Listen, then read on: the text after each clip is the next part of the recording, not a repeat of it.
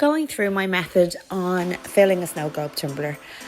Initially I put in just distilled water, no mix, filling the cup maybe a fifth of the way. Then I add in my glitter. I use approximately a third to a half of a shaker of glitter, and I use a dry paintbrush to get it into the hole. I make sure I'm tapping the side so it falls down as much as possible. Once I have enough glitter in the tumbler, I will add pure Elmers magic liquid. I don't pre-ratio anything. I literally just put in as much Elmers magical liquid as I can until it starts coming out of the hole at the top of the cup. You'll be then left with a small section that you can still get some liquid into.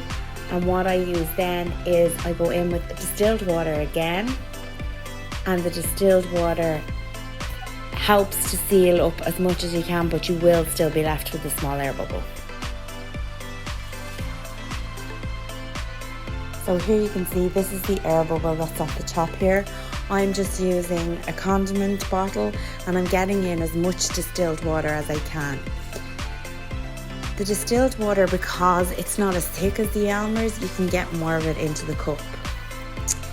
Once that's filled as much as possible, we're going to seal the bottom of the tumbler with some painter's tape or just any really good tape that's going to adhere to the glass and not allow too many leaks, because you don't want to waste the solution. So dry off the bottom, apply your tape, and then we are going to shake the tumbler as much as possible.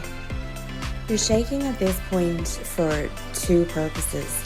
One is to make sure that you're happy with the amount of glitter that you have in there, and the other is to release any air bubbles that have been trapped in the glitter at the bottom of the cup. So this side to side action works the best for me for actually getting really releasing the particles of glitter that are stuck up at the rim. So you can see I'm moving up and down there to watch the air bubble, and I use the air bubble to help move my glitter. So I'm using it with a purpose to actually get that glitter released where it will be compacted at the rim.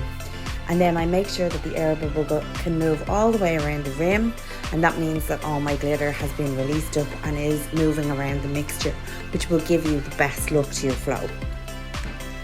I remove the tape and then we dry off the cup, and I'll leave that to degas for 24 to 48 hours.